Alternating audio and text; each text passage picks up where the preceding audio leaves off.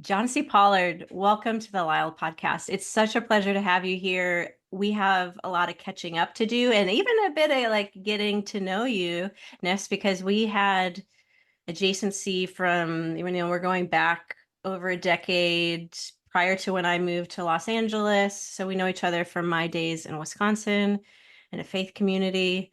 But I'm just so glad you're here. We've kind of reconnected on social media recently, and I've just been enjoying our interactions. And I just look forward to just hearing from you what you have to contribute. Thanks so much for having me, Elle. I am thrilled to be here and looking forward to the discussion.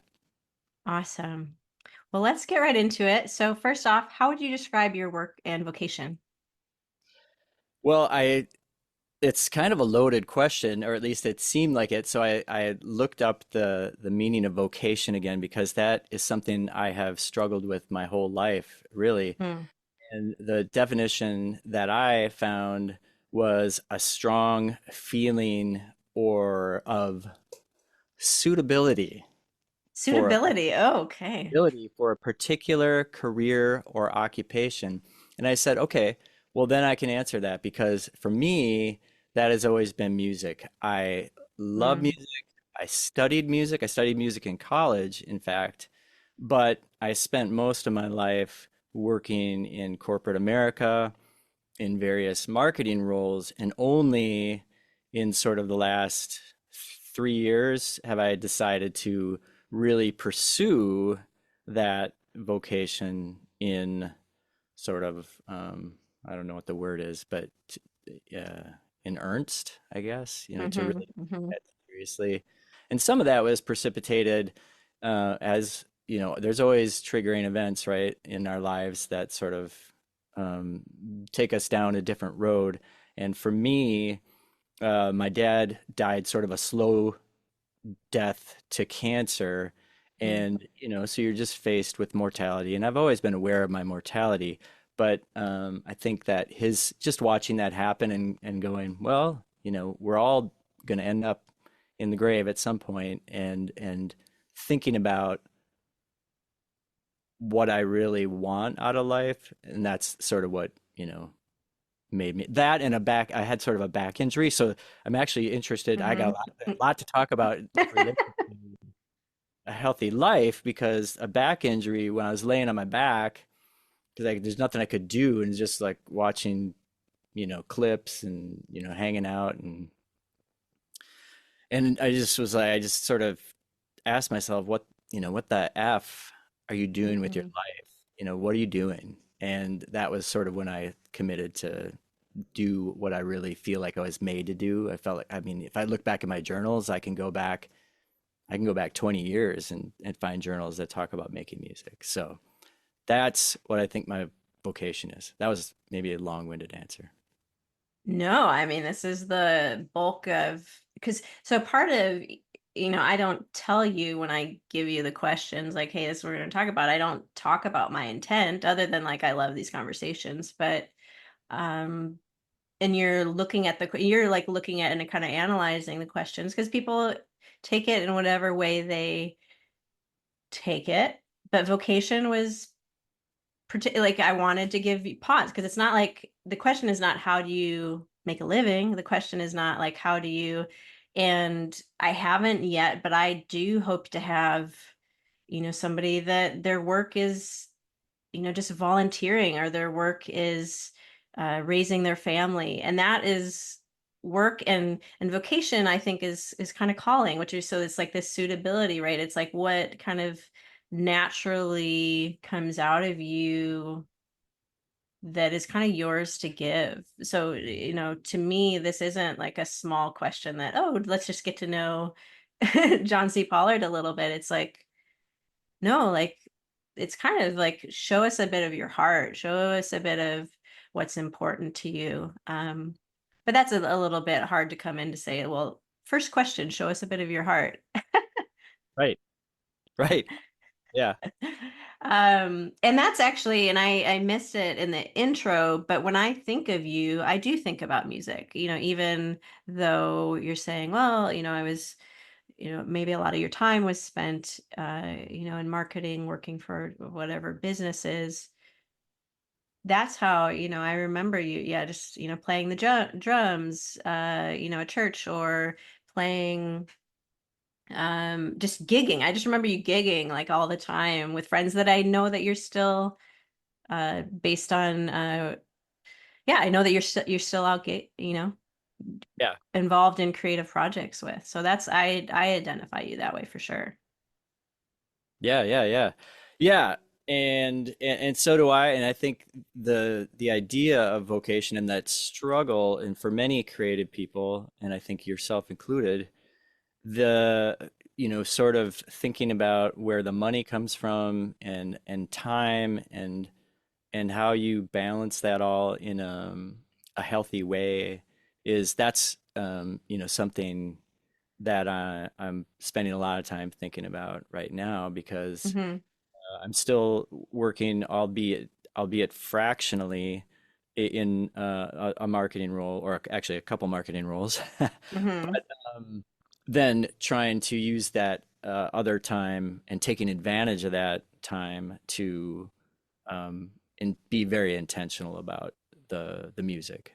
So Yeah, yeah, I love that. And we chatted a little bit before we started the recording, and I shared that, yeah, that my how I spend my time is shifting, like how I'm, having been in healthcare for so long, and even that's evolving as I do that, like shifting away from, physical therapist, to more coaching, and even a broader, so within that, okay, movement coaching, but even within, or expanding beyond, you'll see that, like, I would worked as a physical therapist, but none of these questions are like, tell me about your physical health, or what's your exercise routine, or like, what do you eat? Like, these kind of conversations come up in this, but it's really, physical health is just one component. And so for me, it's like, to think about, like, what is a life well lived, is, like, to me, like, the most interesting question. So the idea of like life coaching just seems so natural to me,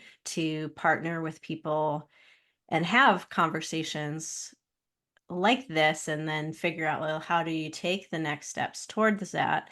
And and then I'm doing that as well, which in some of the more scary parts is like to start to call myself, or to step into, um, being an artist. And that's a broader category than saying, oh, which previously, oh, I'm a photographer, or I'm a writer, like all the different hats, because I think just inherently everybody's creative, and we just have different, expressions of that. I would love to hear anything that you, if there's more that you're, willing to share about, like, what in music, like, either, I'm seeing like different things, and to me they're all related, is like, what about music gives you life, and then like what makes you like want to share it, like what do you feel like, if you can, if we can look under the cover a little bit.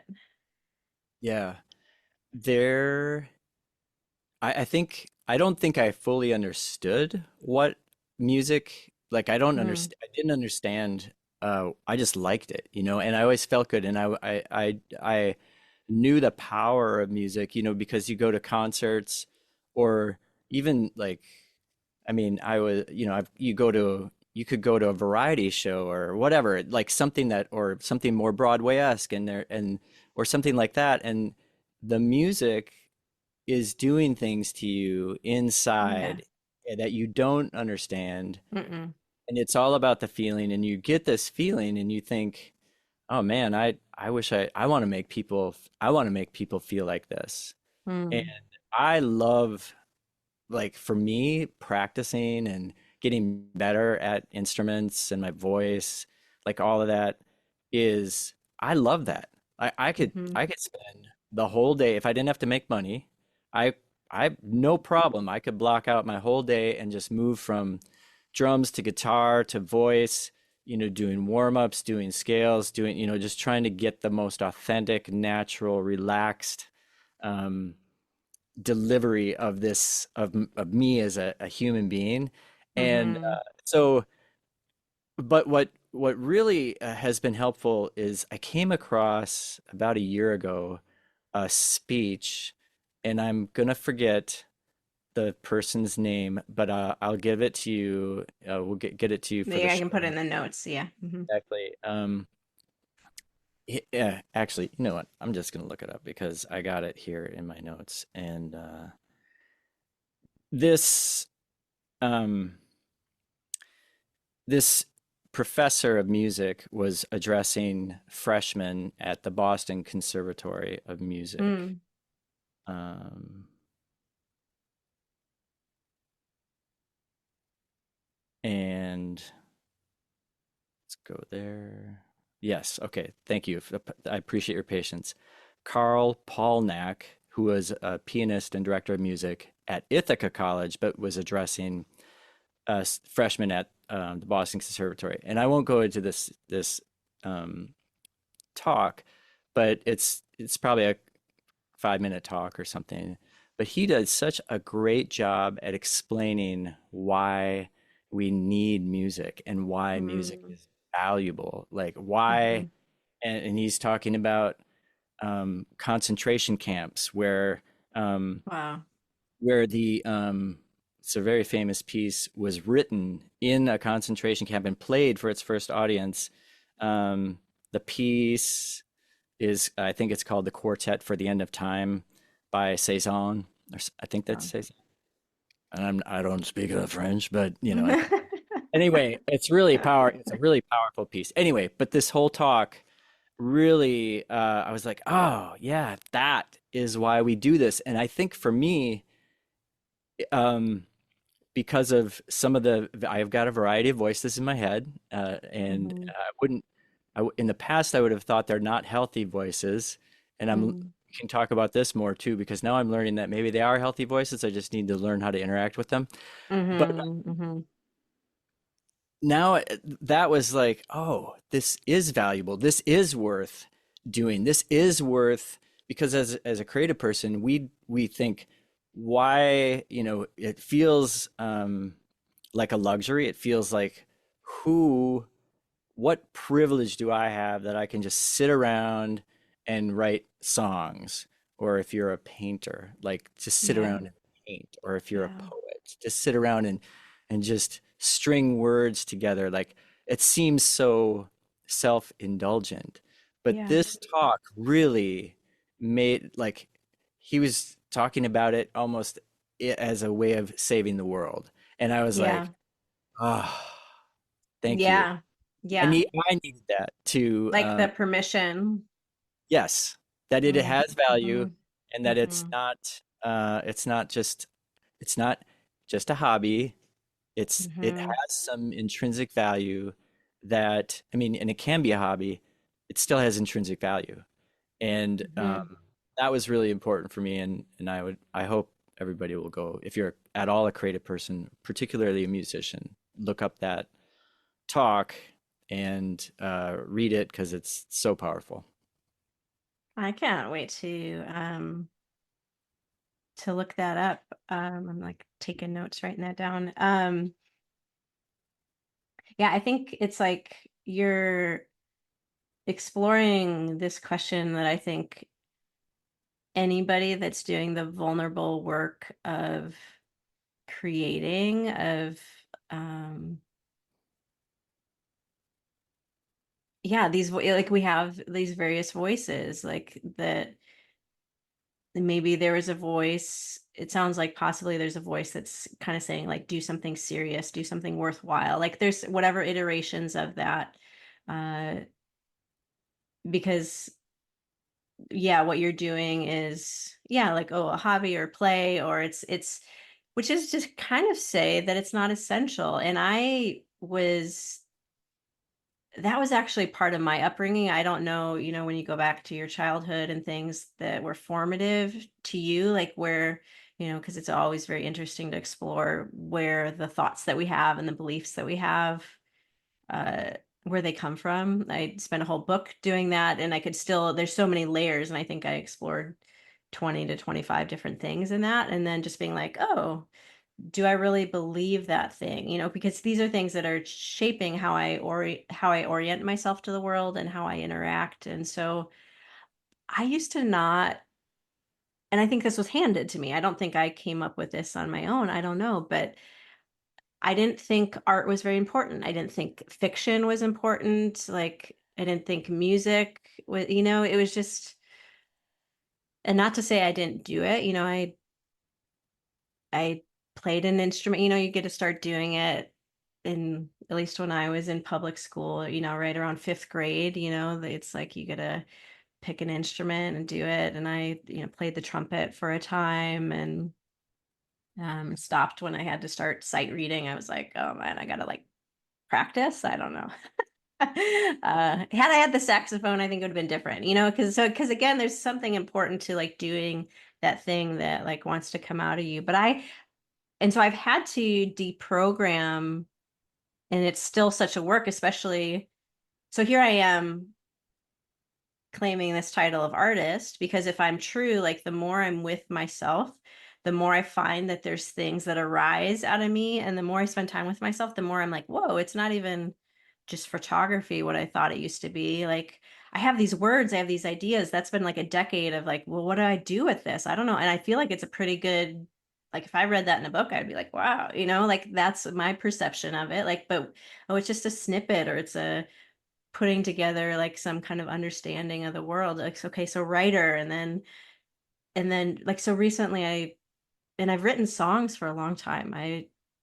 When I very first picked up the guitar at like age 20, my history with guitar, acoustic guitar, is just I don't really play other people's songs. I think that's not really my thing. It's much more kind of like what wants to come out. And I've been leaning into that and working on my voice as well, because I've played in my bedroom or like in the living room, and starting like tomorrow night I'll go out to the park across the street and I'll just play and sing, and I do this every week now just to practice a Yeah, bunch of things, right? It's the love it. performing component, the projecting, the can I handle different things happening, the distraction, because there's so many things that, just with even being a musician or performer, right, that you have to knowing like on the where your fingers are on the fretboard, and being able to like scan around, and oh, somebody's walking up to me. What, do I keep playing? Do I like people are doing things in the world, but I feel like I'm covering a lot of ground. I hope I'm not losing people too much, but I've had to change. But here I am doing the work of like leaning into being an artist. Now I like can sit down and I can write a poem like that. And I'm like, I was like, okay, I guess I'm a poet. Like I didn't know that, but so what is what is my question there for you? I think, Well, first, it's great that you can just yeah. say, I'm a poet. It's beautiful that you could say, I for years, I don't think I would have ever introduced myself as a musician. I would have Mm, introduced myself as a marketer, correct. or, Mm-hmm. because I assume because of the circles, you're at an event or something. What do you do? Mm-hmm. Blah, blah, blah. Now I'd say I'm a musician, Yeah. and getting comfortable with the fact that you're an artist, you're a poet, I'm a poet, I'm a writer, whatever, like being Mm-hmm. comfortable saying that and actually Yes. believing that, Yes. that's that's work on its own. And Correct. Yeah. because again, the sort of I would say the lie that we've told ourselves is that those things are not acceptable and not Mm-hmm. worthy, not valuable to society, except in the bohemian, circles. Mm-hmm. Mm-hmm. The, the rest of the world doesn't see value in that. So I think that's great that you can say I'm a Mm-hmm. poet and I'm a songwriter and I'm a Yeah. singer. Yeah. Yeah. Yeah. Um, I think we're touching on things that I think that we'll continue to touch on and explore. But let's go more into like exploring this topic of like healthy living, what it means to live a life well. So what do you think it means to live your healthiest life? Yeah, this was great. This was great to sort of think about and reflect upon. And when I first sat down to just sort of I don't know if I was going to journal or just reflect on it. The first thing that came to mind was to know yourself. So it's sort of to Mm, understand yourself. And so that speaks sort of to um, probably the mental health side of health. And so if I mhm, had to, if I summarized, if I wanted to give you a nice tidy answer, and then we can drill into this, but mhm, I think that the healthiest life is this combination of mental health, physical health, and spiritual health. And mhm, so, and I think it's interesting that you went from sort of focused on people's physical health into a broader coaching environment, because I think that's ultimately what we need, right? Is this more holistic correct. um, view of health? Because, I mean, if you've read The Body Keeps the Score by Bessel, I forget, Mhm, and something, Bessel Van something. mhm, Um, this idea, like physically, we hold so many things that are related to our mental health, or it can be how we see ourselves, it could be trauma that we had, and all those sort of things. So addressing physical symptoms alone is not going to create somebody's healthiest life. right. Um, so I think I think the mental game is key, and understanding. So actually, they're all key, right? Mental, physical, and spiritual. And if we can look at maybe where we've had some injuries, whether it's physical, mental, Mhm, spiritual, and then we can look at how we have compensated uh, mhm, because of those injuries. That often helps us. And if we can look at all that with a little bit of curiosity, then that can help us maybe understand where the work is that we might need to do. Um, to go back to laying on my back, um, this was the second year in a row that at that time, this was 2 years ago now. At that time, I was laying on my back, and this was the second year that I had the symptoms of a slip disc, basically. And so, and this probably related to drumming, but it's related to a lot of things. It's related to trauma from football injuries, knee injury, you know what I mean? All sorts of things. mhm, Like, and then of course, maybe it's related to your posture and things like that. But I got in contact with a trainer that specializes in a neuro-based approach to pain and to train, to overall strength and performance training. And so, if you're familiar with Z Health Education, it's this whole series of basically where you're working with the nervous system to mhm. help your body feel safe, because Yeah. pain is often an area where your body is saying, hey, I don't like what's going on there. I want to stop that Mhm, because I don't feel comfortable with that. And it's about mhm, remapping your joints and your nervous system so that your body feels like, yeah, I can do that. I understand that. Everything's cool. And so actually, it's really fascinating just to go down a little bit of a rabbit hole. I sure. mean, if you understand your nervous system at all, you have inputs like vision and vestibular and proprioception, right? These are things you're familiar with, right? Yes. That Yep. you can fix. Like I relieved pain in my back by doing eye exercises.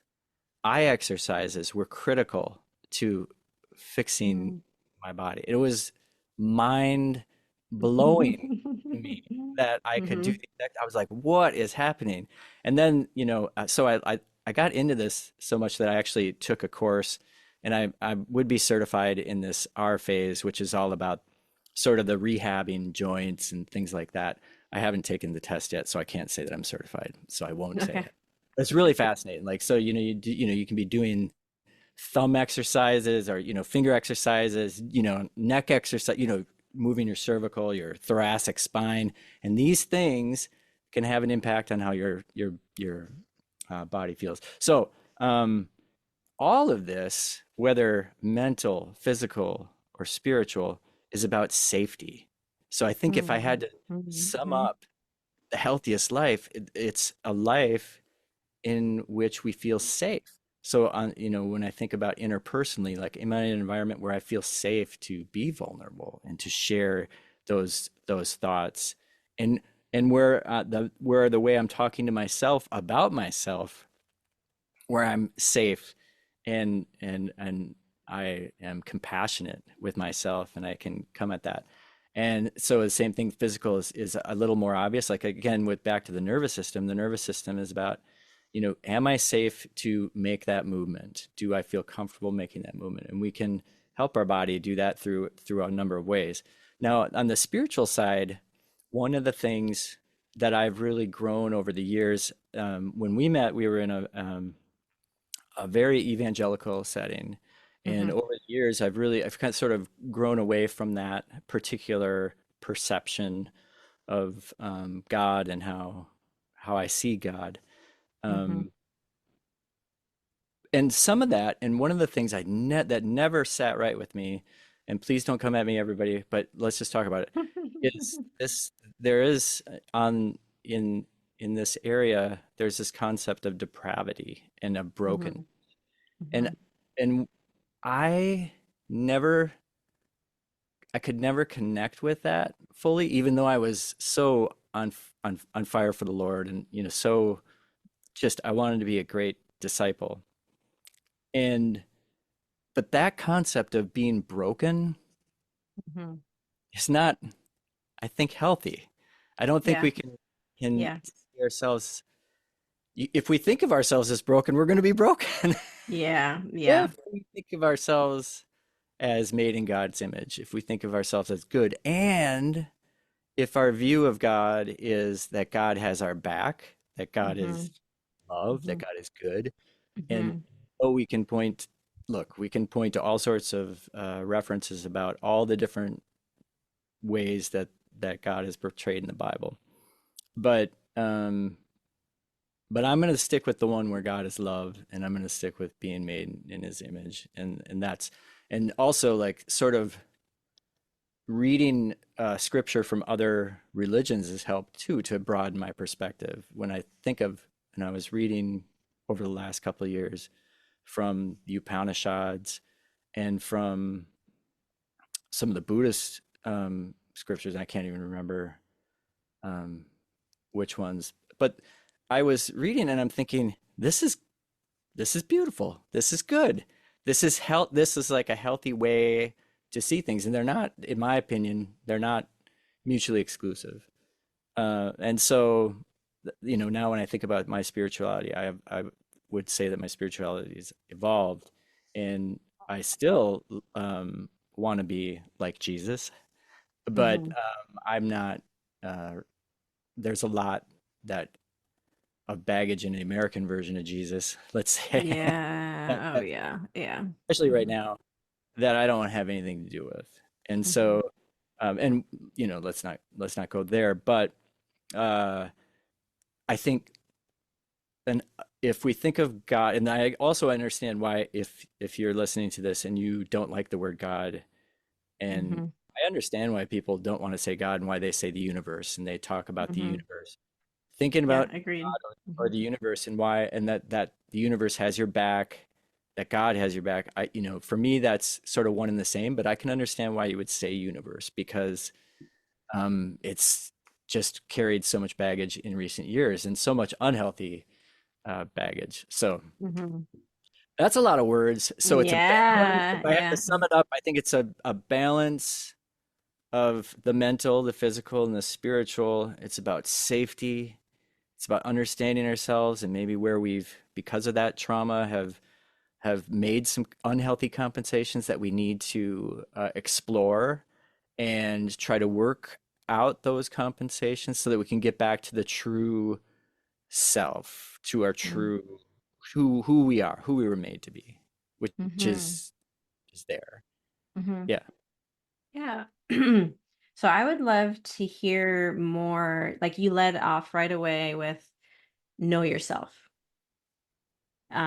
which is two words. That's easy, straightforward. Uh, like And then you came back to it just now.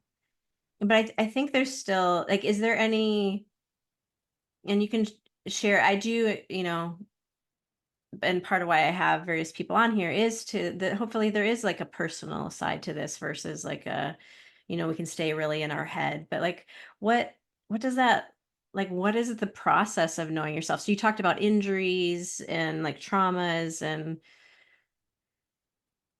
earlier you were before we talked about this question, part of knowing yourself was kind of like this vocation, like this suitability, like know yourself is such a big thing. Like Well, yeah. So you gave me a broad question. I gave you a broad answer to start with. yeah. But Well, just yeah, whatever. yeah, so okay. Yes, I think there are a lot of layers to that question, and I think um I so I think that for us to grow, if we're interested in growth, then I think we have to do some self reflection. We have to Hmm. sort of get inside of ourselves a little bit. So that Hmm. is one thing that I think and a couple years ago I spent a lot of time digging into a practice called centering prayer, which is actually kind of a I think that was a Catholic Franciscan dude that sort of was a big um, proponent of this, and it's really it's a type of meditation, and that was Hmm. very I saw immediate benefits to that, and so I think that going in, so I'm a little bit of a and I'm a contemplative. I'm that type of person. So not everybody wants to. There are a lot of people. Let's put it this way: some people are afraid of that, and because they can't stop the mind from going, they um, they can't sit in silence, Hmm. um, and it's really tough. But if you can, oof, I think there's so Hmm. much goodness. And I'm gonna just add another whole new direction that I've just Hmm. stumbled upon recently because I'm again well, knowing myself. Okay, I'm also a learner. So, and some of that is healthy and some of it's unhealthy because as a learner, you can buy into the thing, I'm never good enough, I'm never be good enough, so I got Hmm. to learn. I got to practice harder. I got to practice. Hmm. I'm not good enough to put that song out yet. I'm not yet quite ready to do this. And so you could get a little unhealthy in that way. Hmm. But on Hmm. the other hand, you can grow and learn things. And one of my professional connections who had done some work with psychedelics, but also had, been spending a lot of time working on himself, mentioned in a social media post about IFS, internal family systems. Have you ever heard of Hmm. that? It's been around Yes, since, not the acronym, but yeah, name recognition. But if you yeah. said, give me a definition, I'd be like, So IFS, and I'm in the middle, not in the middle, actually. I'm a couple chapters into a book. It's by Richard Schwartz, and he coined this idea back in the 80s. And it's this idea that we have that those voices in your head are actually like so the inner critic, maybe the achiever, maybe hmm. the tough guy or maybe whatever. We have all these voices inside and that they're actually not harmful, but they want to be helpful. And so instead of looking at the inner critic as something that is a bad thing, which is how I would say like when I would tell my story over the last 3 years, I would talk about overcoming the inner critic because Hmm. you're not good enough, that sort of Hmm. stuff. Hmm. And this approach appears to be like, well, let's talk to the inner critic and let's see what the inner critic is trying to protect you from. And so it's this look at these internal voices, and it's about understanding them and seeing if we can come to a place where we give them appreciation, give them space to sort of share with us. I know this probably sounds a little so, on the one hand, it sounds like you're multiple personalities, and he addresses that. Mm-hmm. He's like, yeah, well, I mean, you have these different pieces of you. They're parts. He Mm-hmm. calls them Yeah. parts. These parts. And so his approach is, and again, back to if we take a more positive view of ourselves, instead of looking at these things as negative and say, actually, they're here to help, they're here to do some good. Let's understand that. Let's approach this with curiosity. He has like 7 C's in his model, which I don't have memorized, but C is one, Mm-hmm. curiosity is one of them. Mm-hmm. Mm-hmm. And so this is all related to know yourself, right? So Correct. let's understand these parts within us. Let's understand what these parts are. They're probably living in the past somewhere. Mm-hmm. Oftentimes in our childhood, something happened, or there's something there, and we may need to work through that with our parts to get to the freedom where we can be where our self can be fully expressed, where our self sort of takes leadership over the parts instead of letting those parts sort of push us into unhealthy behaviors. We become, Mm-hmm. we find ourselves, we express ourselves, we embody ourselves. Embodiment is a word Mm-hmm. that seems to Mm-hmm. is if you're thinking about somatic movements and things like that, which I'm also curious about and interested in understanding that the mind body connection.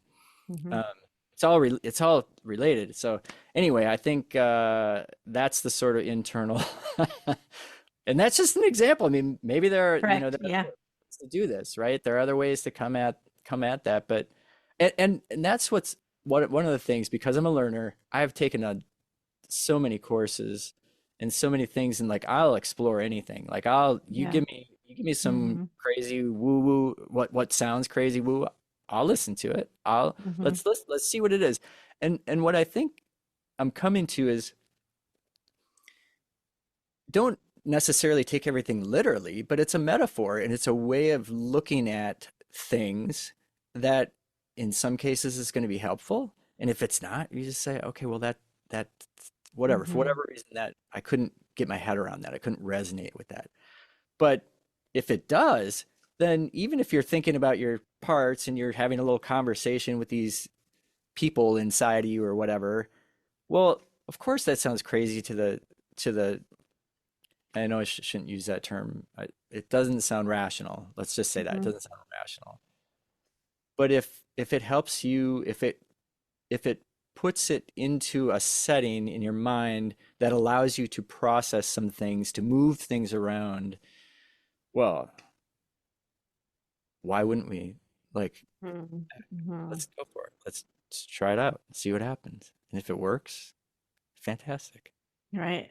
Yeah. I mean, I think I'm gonna make a connection here. My brain has made it, and I'll share it to what you shared earlier about like injury of so your learner is absolutely coming across, right? Because you had this back pain, you go to this trainer, it's like a different approach, and then well, it's not just neuro, oh, we're gonna work on some coordination. It's like, well, let's work on your back pain. Okay. So what I want you to do is, take your eyes and like look that there had to be like an openness within that. And the wild thing is there's just so much that we don't understand about the world. Like, how can we? Like, so any bit of like reflection, any bit of presence, if you really are being present, you're just like, what? Like, there's a plan right there. Like, how is that? Like, what? So it takes, and you can say like, oh yeah, well, it takes the sun's rays carry energy, and then there's I'm going back to like what eighth grade. I have to see if I can remember any of this. Like, eighth grade, there's chlorophyll that's gonna, do photosynthesis and it's gonna change this energy. There's like there's so many like levels of trust or like just things that are, like I heated up, I had to reheat my tea and I used a microwave. Like what? Like I just push a button, but like, and then it, um, Well, there's energy that travels in microwaves and we whatever. And those are energy, but if you just look at an insect and see how it's moving, or just like your hand, and oh, I'm breathing. Oh, I can see. Oh, I can have a thought. I can, there's so many things that we don't understand. So there's two things I'm trying to say with these various examples. I think pointing towards mystery and miracle. And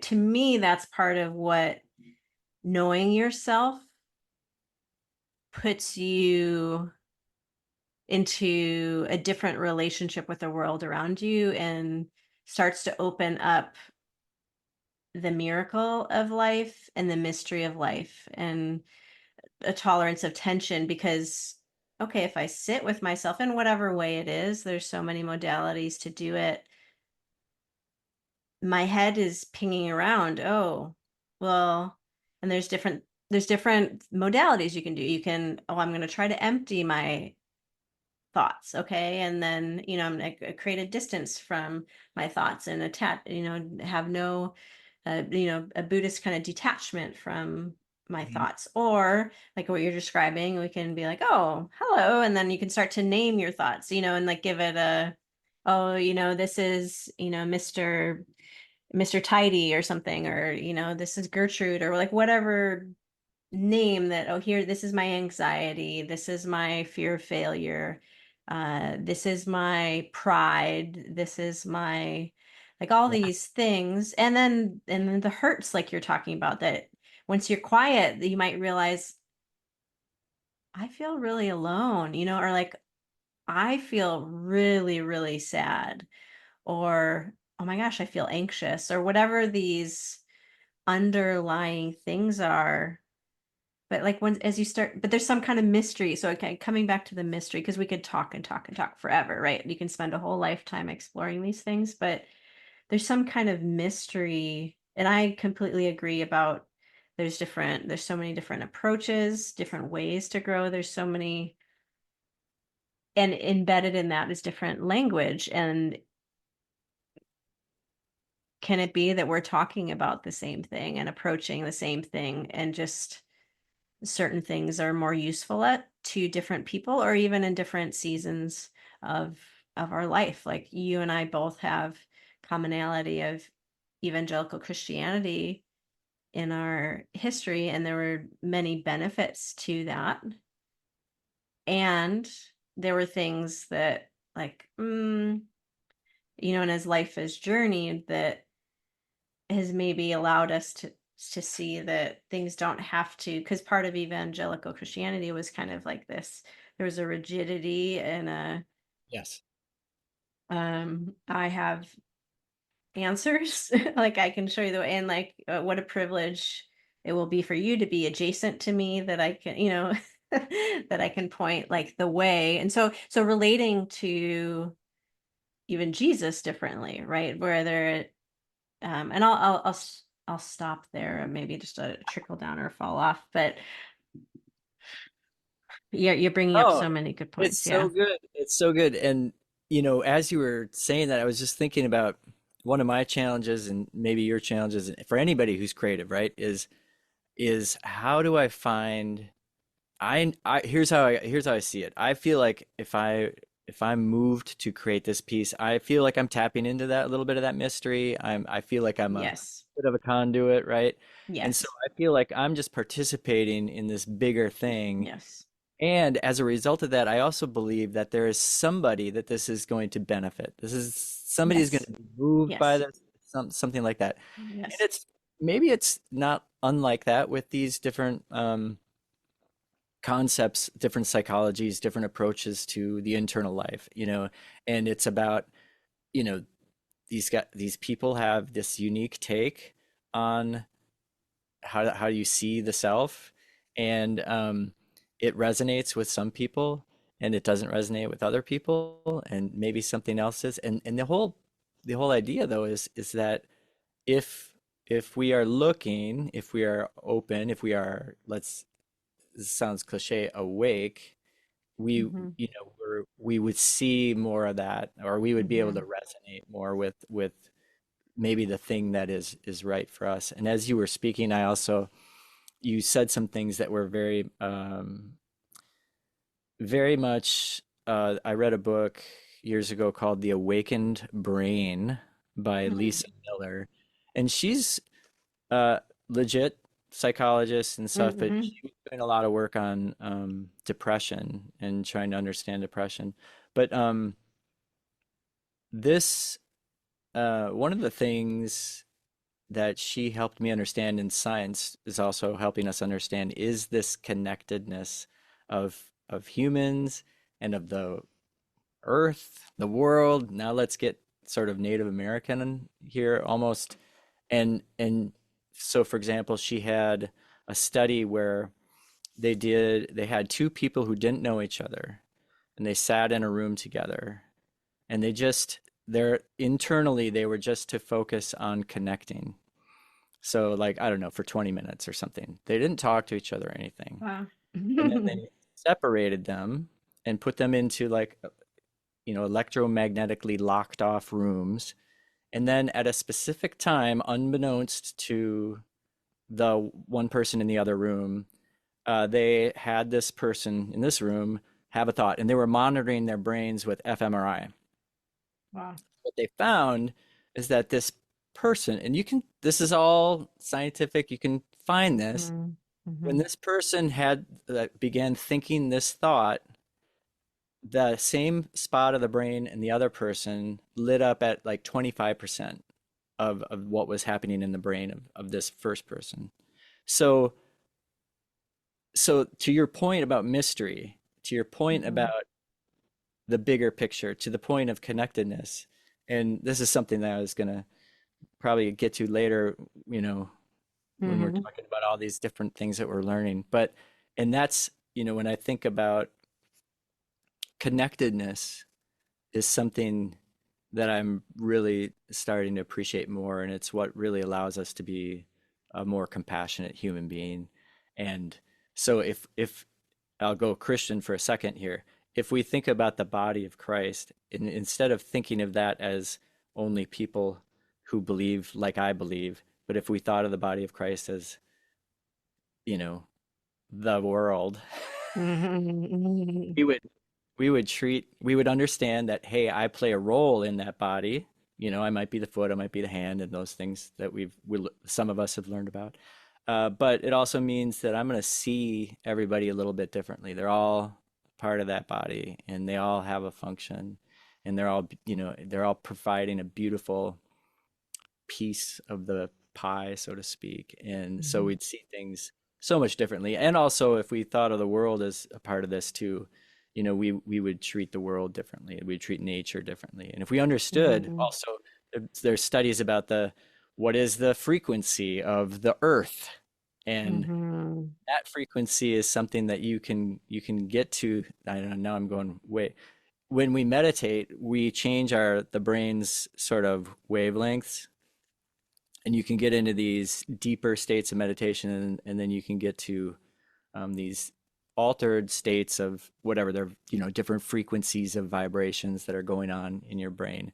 And the earth happens to have like one of those vibrations. So when we meditate, we're actually kind of getting connected to the earth in some Hmm.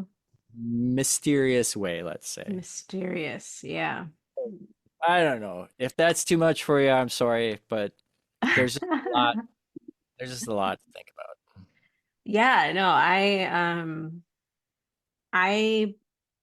so prayer has been a part of my life for a long time, and it was shaped by my upbringing. So evangelical Christian, like what I was told, like prayer was. And um I tend to, and I think I did, like I used kind of centering prayer, and now I'll say more like that I probably meditate, but that again is maybe just even being more comfortable with saying that, right? As I like, oh, we're talking about the same thing.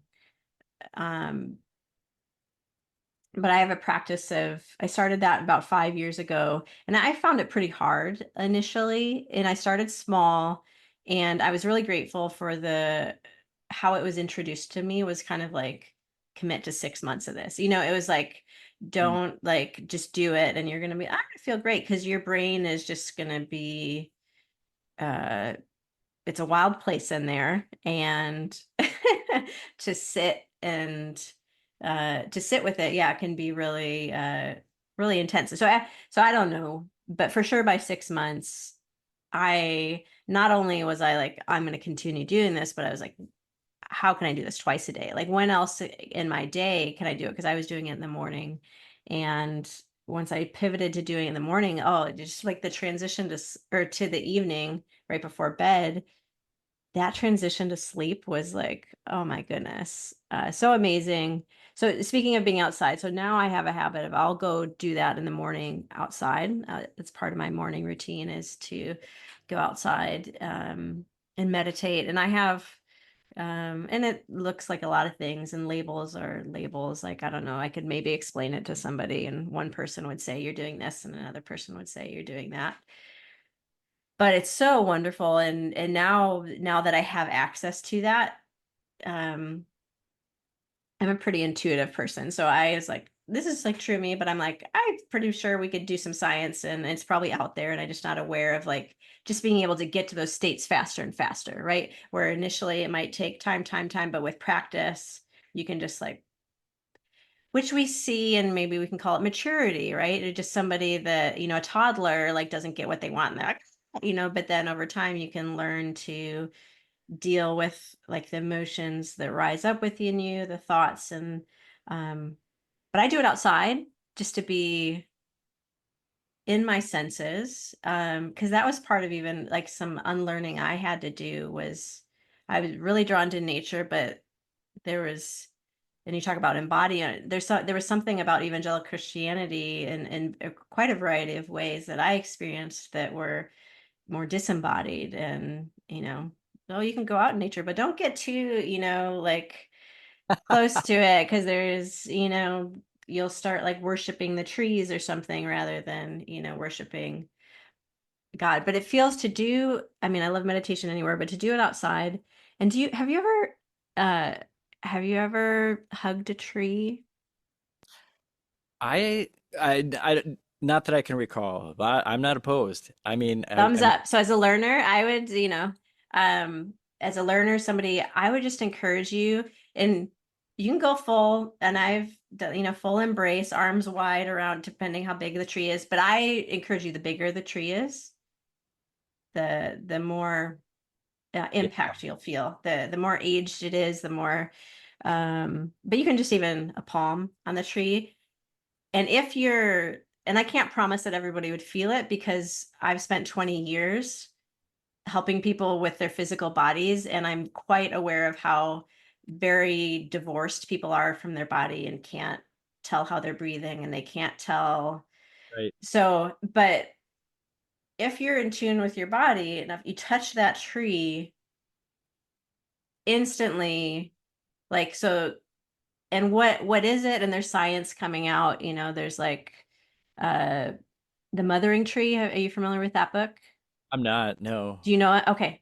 no, no. I would, there's no shoulds, but highly Oh, recommend. I think you would love it. The Mothering Tree, I think it's Suzanne Simard, something adjacent to that, and I can put it in the show notes too. yeah, But all the basically trees like have forests, especially like have, it's, we say ecosystem, but they have this whole relationship to one another where they look out for one another, and in their root system they're linked together to the fungi. So she's a researcher in forestry who then had to get away from forestry because forestry was all about capitalism and cutting down trees and clear cutting yeah. things. And so basically the trees are just, and they integrate with mushrooms, the mycelium, and the mycelium acts basically like a brain in between. And then she was finding, I didn't actually quite make it right to the end of the book because I get them from the library. I was like at the very end, and then I had to return it and have it come back. But she was, and but my brain just went like the very last thing, and I'm doing exploding hands if you're not watching the video, like that basically, and as somebody that studied, neuroscience somewhat with physical therapy, that essentially there's neurotransmitters that like the trees can communicate to one another and say fire's coming, like, oh, I have the blight, and they can like shut down a tree, or like, oh, I have. So anyway, hug a tree, put a hand on a tree, mystery.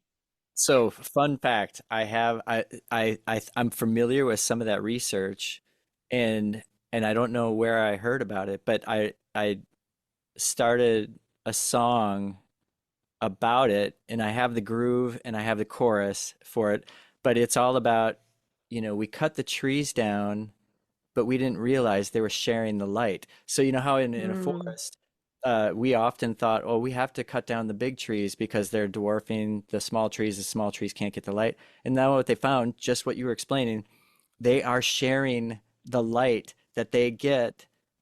And you're like, to your mind blown sign, hmm absolutely, yes. hmm And here we are as humans once again thinking that we got this figured out. Yeah. Let us tell nature, here we'll help you, nature. And meanwhile, nature's like, look, I got this. I've Yeah, yeah. taken Yeah. care of the forest. I've Yeah. been for a while. We got this figured out. Yeah, kind of like can you just realize that you're a part of nature and not like dominating nature? Right. Um yeah. Then You already maybe, went in. yeah. Go Go ahead. ahead. No, no, no, no. I was gonna move us on, Yeah, but you probably. because I mean, and this is, I love it. I love the animation. We're getting into it. You already talked about it. What you're currently learning. What are you currently learning about living your healthiest life?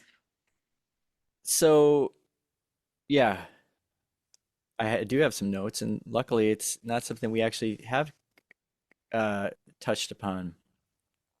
One of my parts of me is an achiever, so I'm very much I like to accomplish things, to get done with things. So my that leads me to be thinking about getting things done Mm-hmm. and filling out a calendar and like sticking to that calendar. And so I think one of the things that I'm learning is, and I just saw a quote from somebody at something on social media, I think it was a cartoon that said something to the effect of, it's not what you do or where you are going, it's about who you are with. Mm-hmm. And so this idea of like, I got to get this done and I got to get that, whatever, and I got to go do this or whatever, that's not what it's all about. And then this idea it's more about like, who's in front of me right now, who's with me right now, or maybe when I'm walking my dog, it's not about getting through with the walk. It's about enjoying that time with my dog while I'm walking the dog, and not having that agenda of like, okay, I got to get done with this in 20 minutes because I've got to blah blah blah blah blah blah blah, And so this idea of presence, Mm-hmm. I Mm-hmm. mean, I've been on a presence kick for a long time, but it's such a hard thing when you want to accomplish things in life.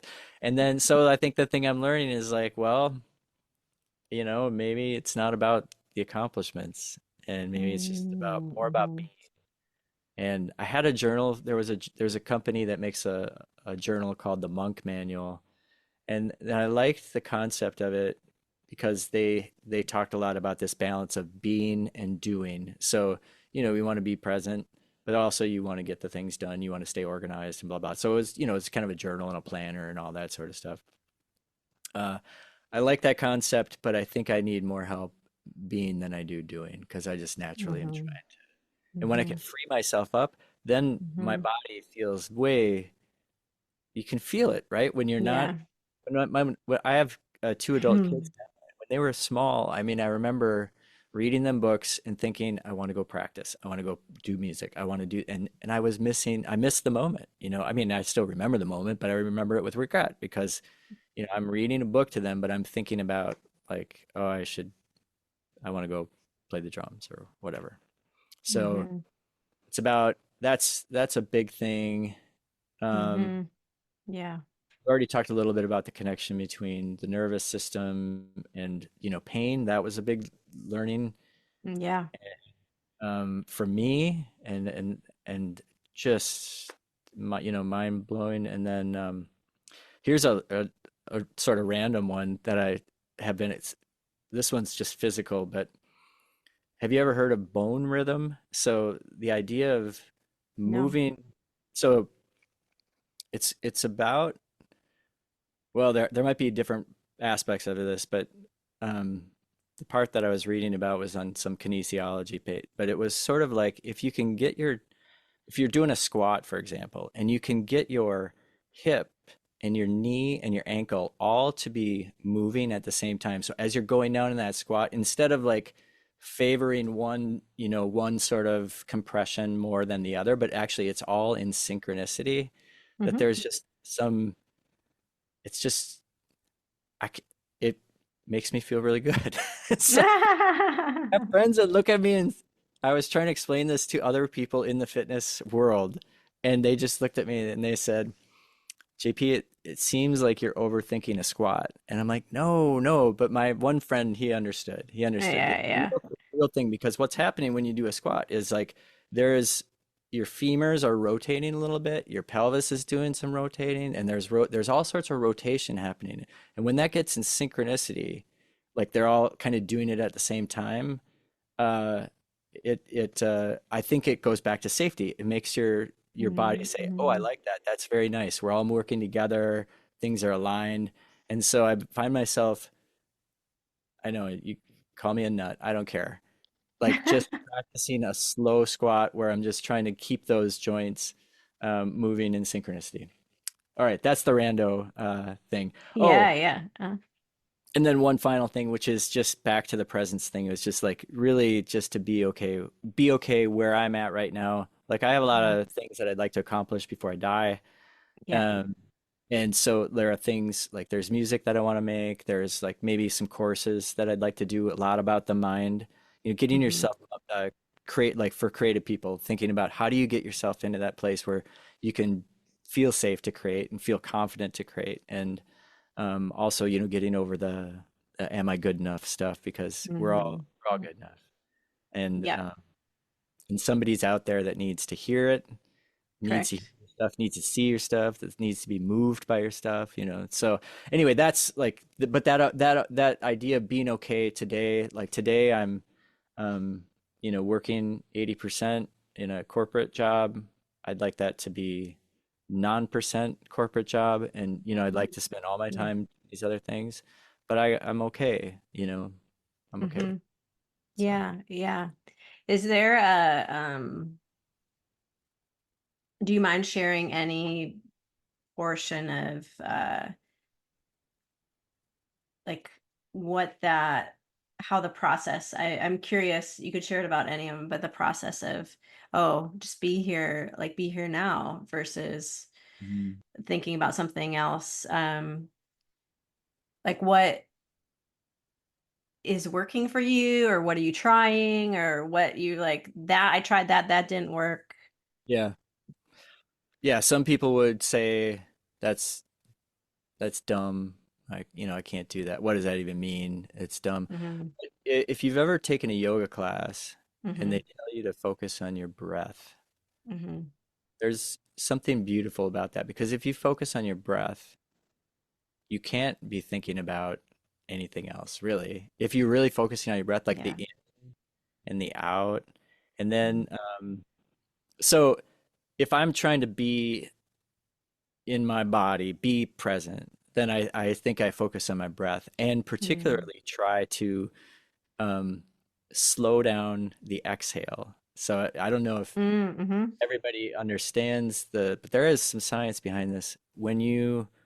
If you can slow down your exhale uh, in comparison to the speed of the inhale, that sends your nervous system a big signal that says everything's okay, we're safe, and you're fine. So like if you were trying to get into a maybe a more tricky pose or something, and you, rather than sort of pushing your muscles and things like that, if you just focused on your breath and like really stretch out that exhale, just super slow, suddenly you'll feel like, oh, now my body says, okay, I feel pretty good about that. I'm not going to say you're going to Mm-hmm. get in the splits, tomorrow because of that or something, but It's pretty noticeable. So I use that if I'm, especially because what happens when we get anxious or nervous or worked up, it's always about the future or about the Mm-hmm. past, right? We're either Mm-hmm. ruminating on something that happened in the past or we're worried about something that has yet to come. So that breath really, like, just being, what am I doing right now? What I have a sticky on one of my monitors that said, what does this have to do with um oh, Let's get it. Let's get it. What does it say? there we go. I got it. Okay. Sorry. Okay. What Yeah. does this have to do with the agenda of my soul? And Uh, such a beautiful thing to think about. Like, you're worked up about work or maybe an argument with something or whatever, but mm-hmm. that goes back to where we started, which is vocation. Like, what are you trying Mm-hmm. to do? And oh, maybe just as a little bonus round here. Um, oh, well, we can cover this in the well, you know what? I'm just going to say it because I'm here. Let's do it. One of the things that was really helpful for me when I decided to move forward with music was um, there's a concept called the three most important questions, and it's by a guy whose name is Vishen Lakhiani, and he is the founder of it's a online learning platform called Mind Valley. It's a lot about Mm-hmm. kind of self-help growth and things like that. Mind Valley, but Vishen Lakhiani, and you can find this on YouTube.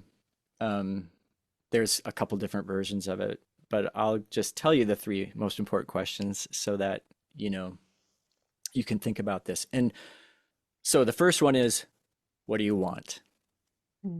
That's it. Mm-hmm. So Mm-hmm. you think about, okay, well, it might be that I want to put out some albums. Maybe I want to start a this or start a business, or I want to write a book, or what, I want to paint 10 paintings and sell them on the blockchain as NFTs and, whatever. So you do that. And the second question is how do I need to grow?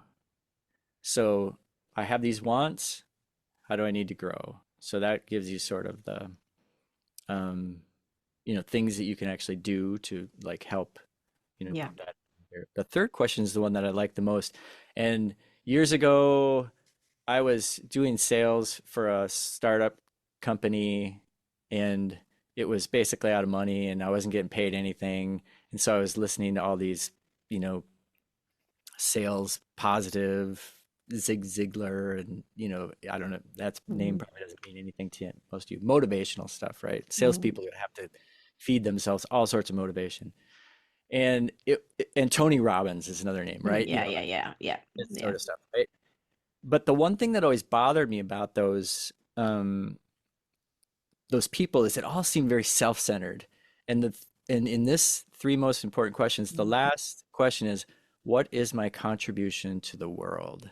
And I Mm-hmm. thought, oh, finally, a motivational slash self-help slash, inspirational set of questions that I can reflect upon and that actually do what I want to do, which is to leave a positive impact in this world. When you die, Mm-hmm. you want to Mm-hmm. feel like, yeah, did I do something good with all those wants? Like hopefully those wants Yeah. were to have some sort of impact, right? Not just Mm-hmm. a fancy Mm-hmm. house or a nice car, whatever that stuff, Mm-hmm. but to do something with it. So Mm-hmm. three most important questions, Vishen Lakiani. He's a good speaker. He's got a couple books too that are, motivational and if you're into that Yeah. stuff. Yeah. I think I've bumped up to some of probably like in ads, I think actually. Yeah, Mind Valley does a lot of ads. And Yeah, they're like long form ads, and I've probably like watched a little bit like what's this about, but it seems very interesting. I do those seem like great questions. To me, I've actually been spending a lot of time on number one, and I think there can be the fear, and I think I was taught this when I was younger that the question should never be what do I want? That because that's selfish. And so I've Right. been learning, and I think it's maybe even, and that's part of, I think I attribute to evangelical Christianity. I think there's also Midwest sensibilities that are um, not really oriented to that. And then I think as a female, I think those are some things that I identify. But for me, even now here in my 40s, it's like there's ways that I really don't know what I want. And there's still things that I have to work through of being afraid of that question. And I think some of the things that we even say, and it might be like, oh, I want like the house or the car. I think there's even like if you're quiet and you're like, what do I want? I don't think there's going to be like a richness to it and even like a purity to like the desire to own a home or something, or because it'll be like, well, why do you want to, I think of Yes. it's a little bit of like Eckhart Tolle, but it comes from many places, right? Anybody that's kind of doing this work, you'll come to the same place from different directions. He says, follow your bliss, which can just be like, what? I'm just supposed, but like what's really gets you go, like, what do you really want? But there's so many, but there's even very small kind of things like, well, what kind of tea do I want? And what kind of mug do I really want to drink it out of? Because my Midwestern kind of way or like frugality maybe would just be like, well, this mug holds a beverage, it's fine. But like, can I get one that like just feels so good and like that and that's not bad. I think there's so many layers to the question of what do I want that maybe the society we live in that's very capitalistic or things can taint that. But I think when we're asking these questions in a like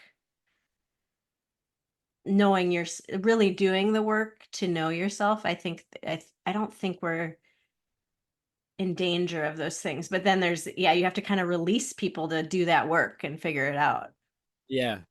Yeah, I think that's really well said. I think that, yeah, if you want a big house in Colorado, is it just because you want to be able to say you have a big house in Colorado, or do you want to bring people together for some purpose, some sort of in nature and blah, that sort of thing. Like, Yes, correct.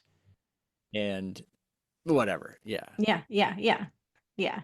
Because you could want to do music. Well, I really want to do music so I can be rich and famous, and and you're still just trying to like feel a hole, right? Versus like, oh my gosh, that miracle, which sounds like we've both experienced that mystery of like when you just sit down and like something just comes out of you, right? And you're just like, Yeah. oh, can I keep doing this? Can I keep sharing this? And oh, there seems to be like this invitation to do it more. And if this can just come through me, like what that belief, like, oh, that belief in our interrelatedness of like, well, if this is in me, then why is it in me? Like what's its purpose in the world, which is your question three. So you Yeah. probably like, yeah, not answering those questions in isolation, right? But No, mhm. but no, yeah. But I mean, yeah. No, that's beautiful. That's a great analysis. A great breakdown of those three. Yeah. Whew, I'm loving this conversation so much, John. What uh, as we bring this home, when you look at the world, what is something that you wish people knew more about living their healthiest life? Uh, you have your own experience. You go through the world, and I believe we all have like these insights. So when we talk about that interplay, so I would love to hear what is something you wish people knew more about living their healthiest life. I think, and we've covered this a little bit Hmm. already, so uh, we don't necessarily have to spend a ton of time on it, but I think that connectedness is really Hmm. because I think when we think of ourselves as individuals, um, it's gonna be hard to ever really feel healthy. I think, in all the ways, right? The Hmm. spiritual, the physical, and the mental, and even physical, right? There's something about when we do things physically with other people. Hmm. There's something beautiful about that. But I think just this. this connection at a level that we just can't understand, Hmm. connectedness, interdependence of Hmm. humans, ecology, the world, like all that sort of, maybe like I said, maybe more Native American thought, or Eastern, maybe, I don't know, but Hmm. I think that's really the, because we would, if we thought of ourselves as connected, we would not be able to other people. We wouldn't be able to take a class Hmm. of people or any type of Hmm. people and you know, disparage them because Hmm. they're a part of us. It's a part of Yeah. us. Yeah. And so um, I think that in terms of like just both making a better world for ourselves Hmm. and for everybody, that would probably Hmm. go a long way, maybe. No, I mean, I'm just sitting here because it's like, yes, it's like, amen. Like um, I have been doing some protesting physically, like recently, and like carrying a sign, and the main message, like the top of it reads "Othering kills," Mm, and so you struck a chord with me of. And to me, killing means so many different ways because it can be, in your family, like when you don't feel like you fit in or you don't feel accepted, or how we treat our neighbors, or you think of kids in school, like bullying, like all the different levels of feeling like you don't belong or making other people to either feel like they belong. So it can be this feeling, and there's injuries in that. Like if we relate back to what we're talking about, that we probably can go back. I think it's just part of the human experience. You can go back into times where people just made you, did you get laughed at or ridiculed, or you didn't get invited to the thing because you were made to be like other, like you weren't in the cool group, or you didn't wear the right things or say the right things or live in the right neighborhood, all the way to, like, we scale that up to physical violence, or even to like ending somebody's life, and we think about wars or conflicts, and or incarceration, or police brutality, or different things that happen. And um I can't think of a better, like, to me, like what you've shared there is like the ultimate. And it's also, to me, I reflect on, as I try to bring forward, my heritage, evangelical Christianity, and incorporate these other things. I think about, you mentioned God is love, and taking that forward.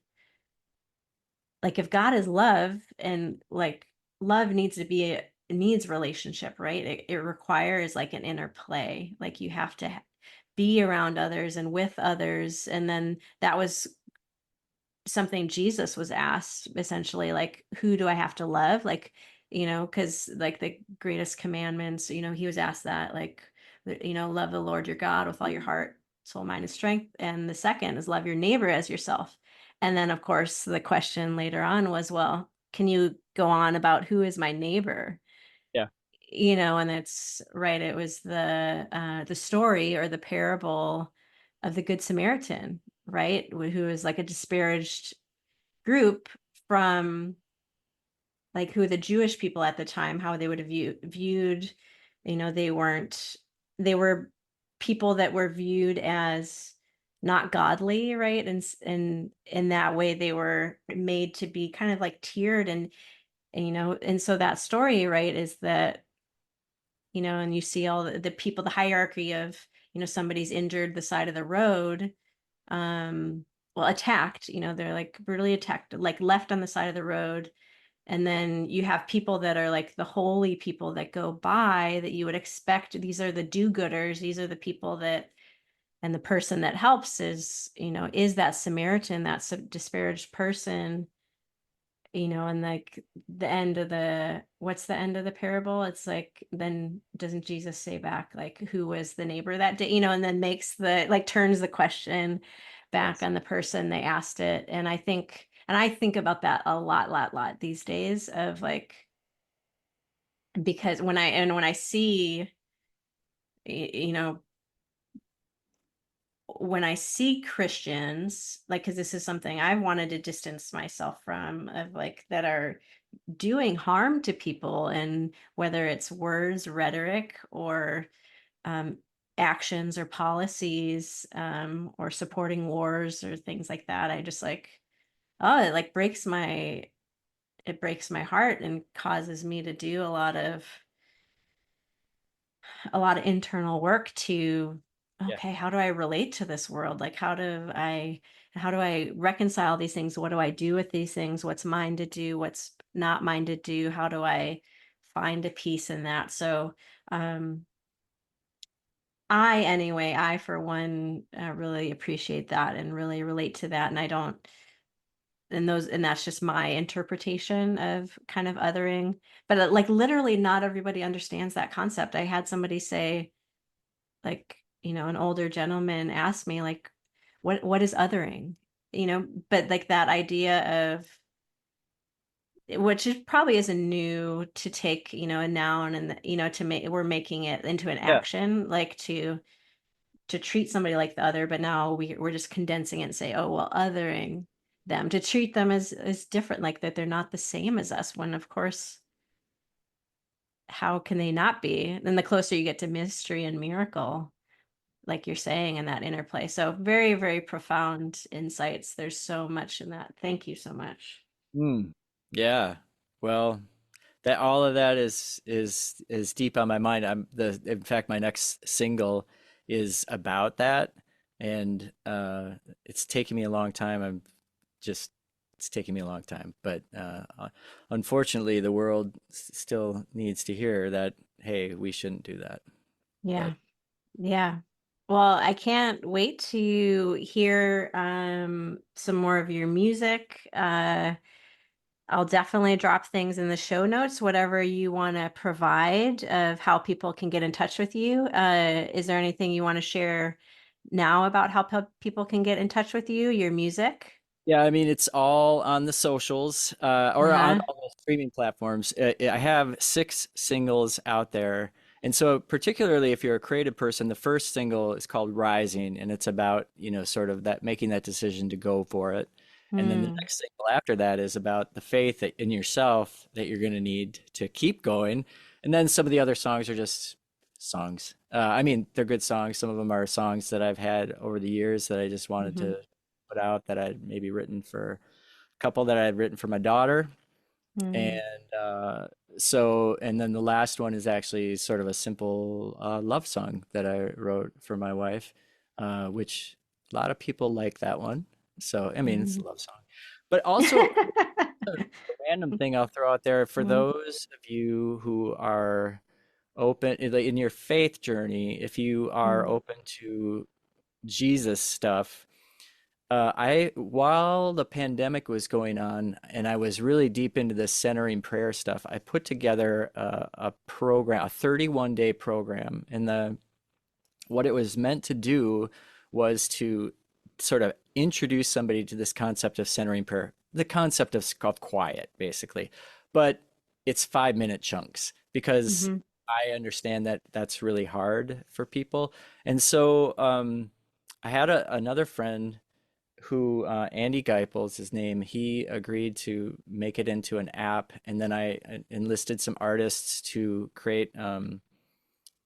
Catlin Carey created art for each day of the 31 journey, and then I created a little bit of poetry, kind of, and then some reflections that maybe you could use. And so what happens is you sit for 5 minutes, and then there's just basically some mostly chill music that you can just be quiet in that for Hmm. just a couple minutes, and then Hmm. see if that would sort of, I meant it as like a way to dip your toe into this idea of quiet.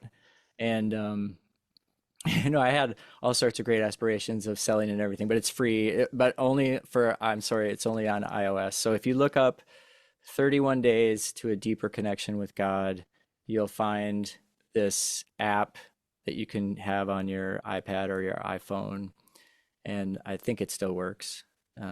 it's been out for a couple of years, and I'm obviously not gonna, uh, I'm not really making any money, so I can't afford to like bother Andy with trying to maintain this, especially as iOS keeps changing. But if you're interested, check that out on social media. John C. Pollard, whatever channel you're using, is a way to follow. And I mostly mostly talk about music and creativity, but also try to encourage people that struggle with some of the things that I've struggled with. Whether that's the Hmm. inner critic or whether you're good enough and things like that. And just Mm. try to keep it positive out there, share some stuff. And I'm like Yeah. you, I never liked learning other people's music either. That wasn't interesting to me. Mm. But now that I have some songs, and if I want to go play out, Yeah. it turns out that people want to hear other people's songs. So Yeah. I'm in this process of taking songs that I like, and most of those are older songs, and just doing my take on covers. So Yep. that's part of what I'm doing is like learning some covers so that if I want to go out and do a acoustic show somewhere that I could play for an hour or 2 hours, that sort of thing. So I'm learning a lot of things that I just never like to your point. I like to create. I like to write my stuff and that's what I want to do. But if you want to get in front of some people, you gotta give them a little bit of something they know in the meantime. So that's what I'm working on. John C. Pollard, what a privilege it is to have you here today. Thank you for joining the Lyle podcast. To everyone, may you see the blessing. Thanks for listening to this episode of the Lyle podcast. I'm so glad you're here. If you liked what you heard, you can find me on Instagram and YouTube at the Elle Bottrell, as well as on my website, www.theellebottrell.com. Of course, you can find me back here at the next episode of the Lyle podcast. There's numerous ways to support my work so I can keep helping you live your healthiest life. You can do this financially via links on my website or the show notes, by subscribing to the podcast and YouTube channels, by joining my newsletter community, aptly named the Lyle Newsletter, by rating the podcast, by sharing with others, those you meet, and participating in coaching sessions. It's my passion to help you live your healthiest life.